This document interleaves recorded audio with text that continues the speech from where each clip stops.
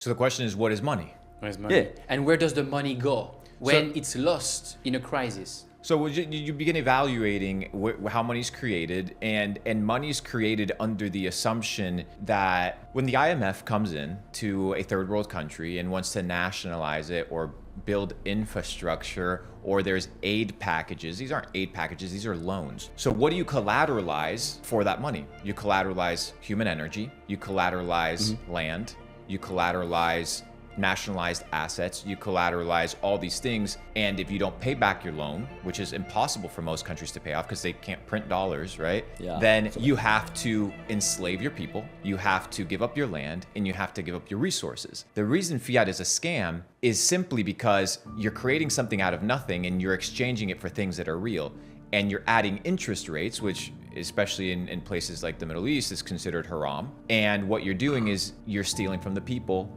through inflation and through the devaluation of currency by printing more money. Now, when you have fixed supply... Can you just explain this last sentence in a very simple fashion for normal people who don't understand crypto? Because this is so important. Some people call that the hidden tax, right? It's so important to understand.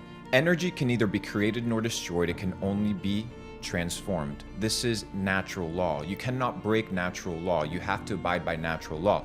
Money is energy. In its purest form, money is energy. So what happens when you introduce $6 trillion of fiat currency into the system and you inject it? If I was to work a 9-to-5 job... Which is what happened in 2020 during COVID, and it's been right? happening since 1971. So what happens when I introduce $6 trillion of printed money into the system? What I'm doing is I'm devaluing the work of the people that actually had to come in and expend their life force and expend their energy to receive money, because I've just injected false energy. I've just injected fake money.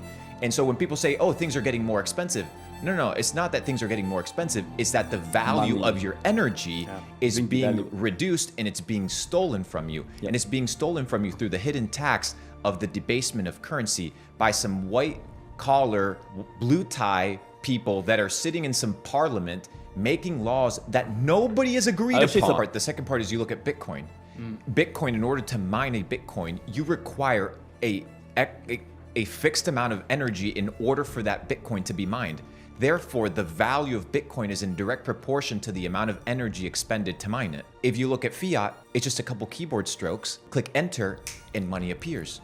We consider gold, right? And why did gold have value back in the day? Or why does it still have value? Why did salt have value back in the day? Why did people go to war for salt? It's because it required energy and input of massive amounts of effort in order for that to be produced. So now you see gold, for example, like you see just all over the place, but can you quantify the amount of effort and energy that is required to extract that gold, to refine that gold? No, you can't really quantify that, nor can you quantify how much gold actually exists. Not only that, but now through ETFs, now through basic manipulation that's taking place with the banks, you find yourself in a situation where even gold is being manipulated and regulated because they consider it a store of value, but in fact, it's all being managed by supply and demand controls from the big banks. So even now, gold can't be trusted as a pure form of money because we don't know how much gold exists. We don't. And we've introduced ETFs, which have basically manipulated the value of the gold. So now digital currencies, through this digital gold rush, are becoming not only a new opportunity, they are becoming the norm. The reason why Bitcoin is in decentralized finance is peace